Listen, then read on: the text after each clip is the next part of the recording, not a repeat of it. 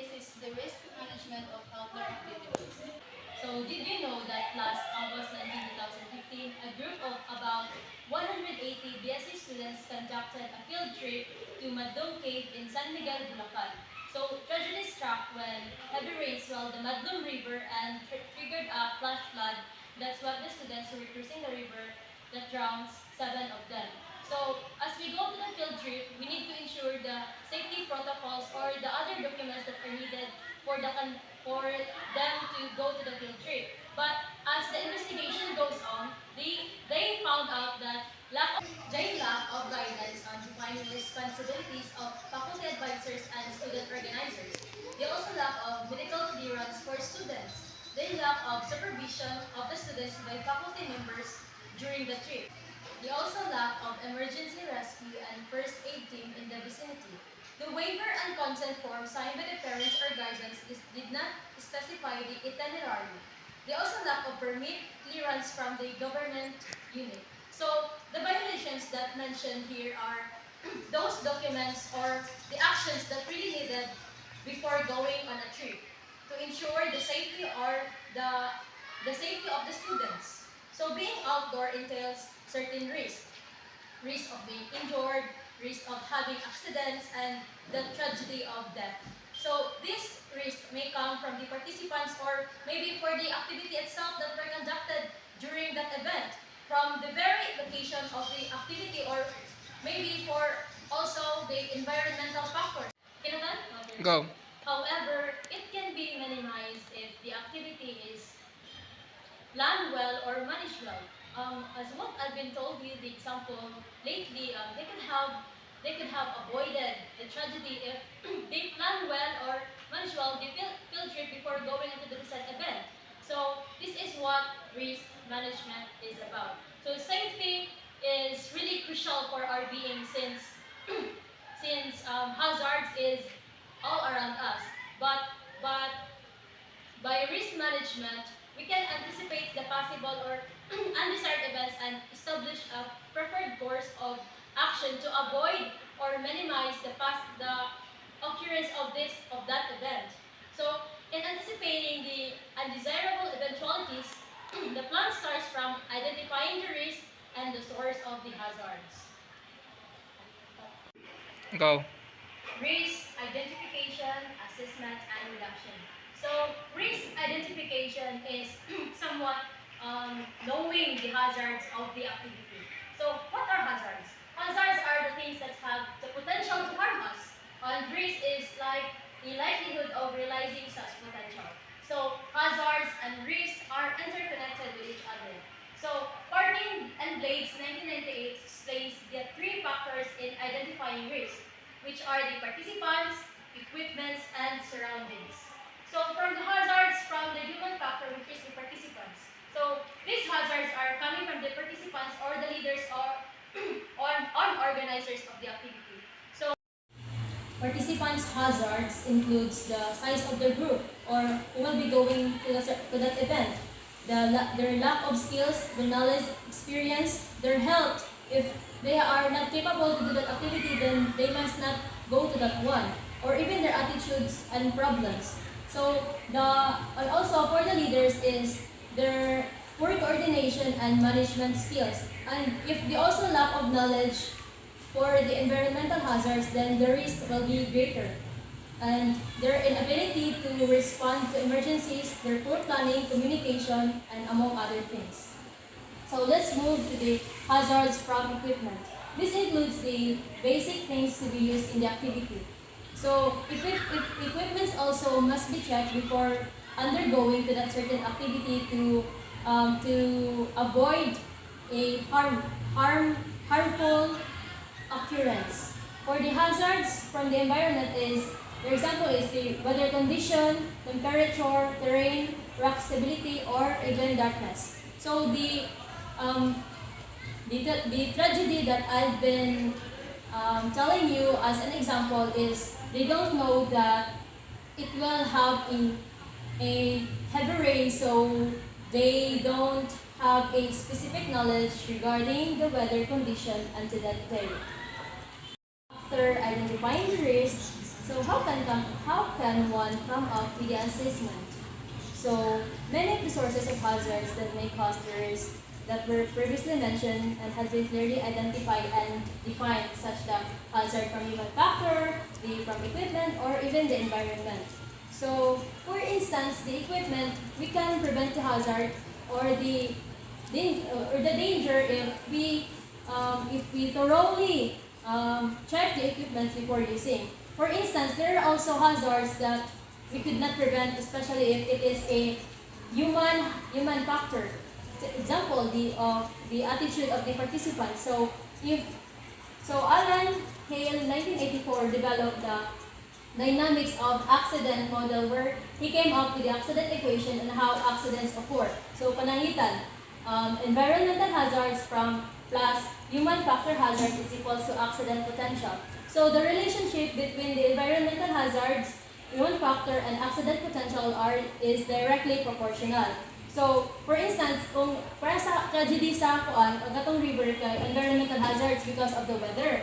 And for the human factor, since the participants did not have the enough knowledge, or they did not consult to the local government unit or even the ambulance na pwede na makarescue sila unta during the tragedy, pero wala. So, directly proportional man sa. So, environmental hazards plus human factor hazards is equals to accident potential. So, the greater the environmental hazards and human factor, the more nga mas kuan ang damage sa accident potential.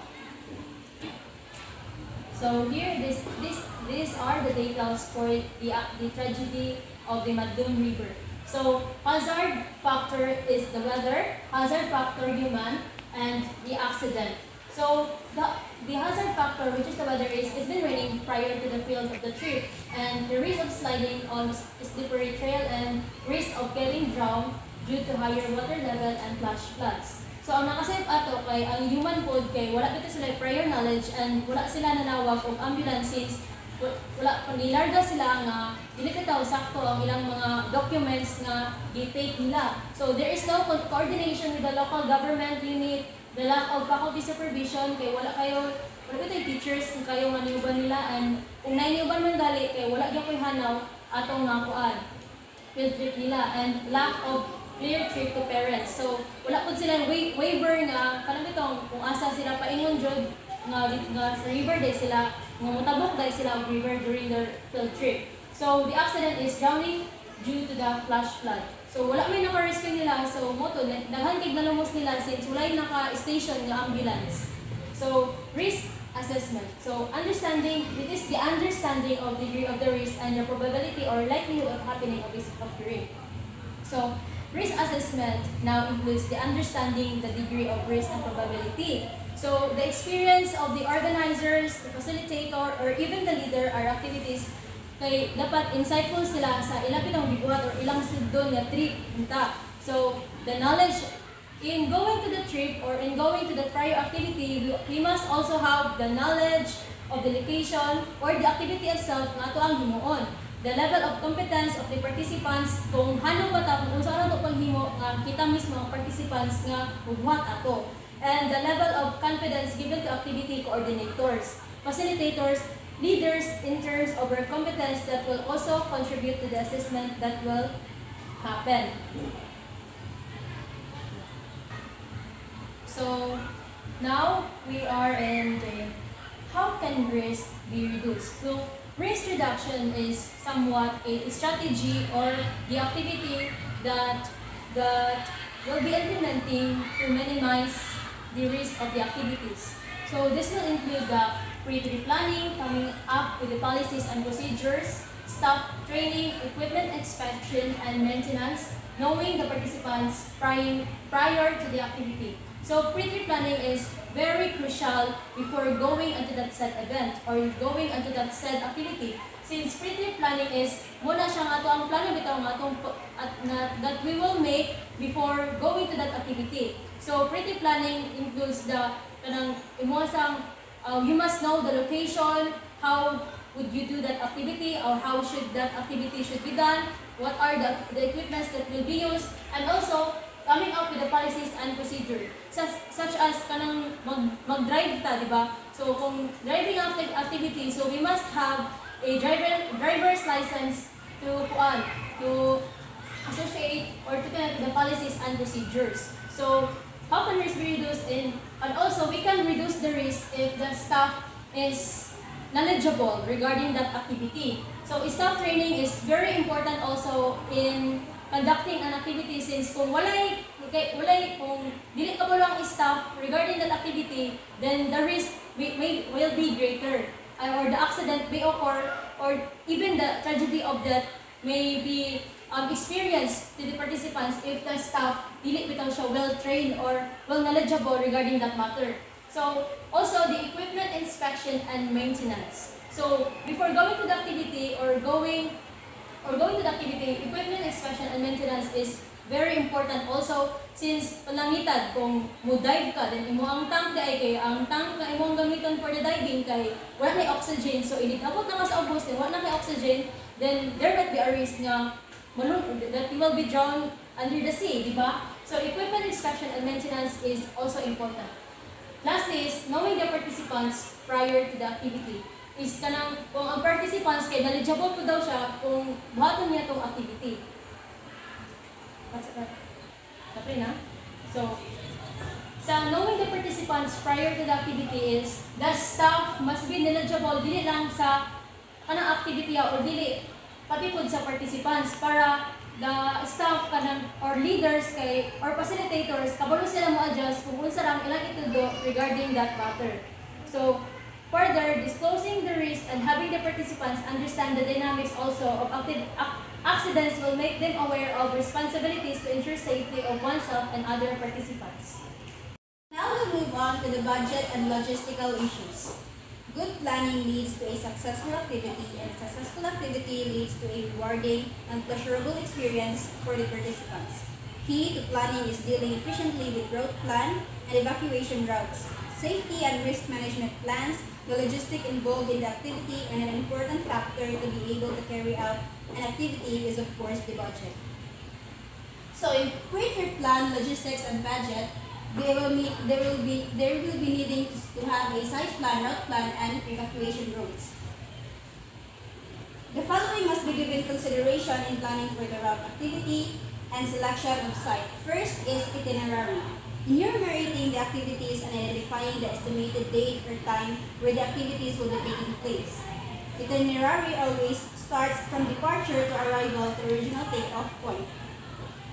How to get to the site, which includes distance, transportation, alternate routes. Number 3 is having background information of the activity site and mapping of the activity.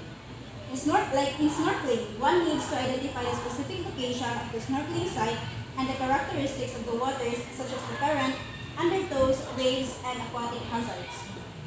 In canoeing or kayaking activity, the important things to learn beforehand are knowing the starting point of the river and the various points of the path or route.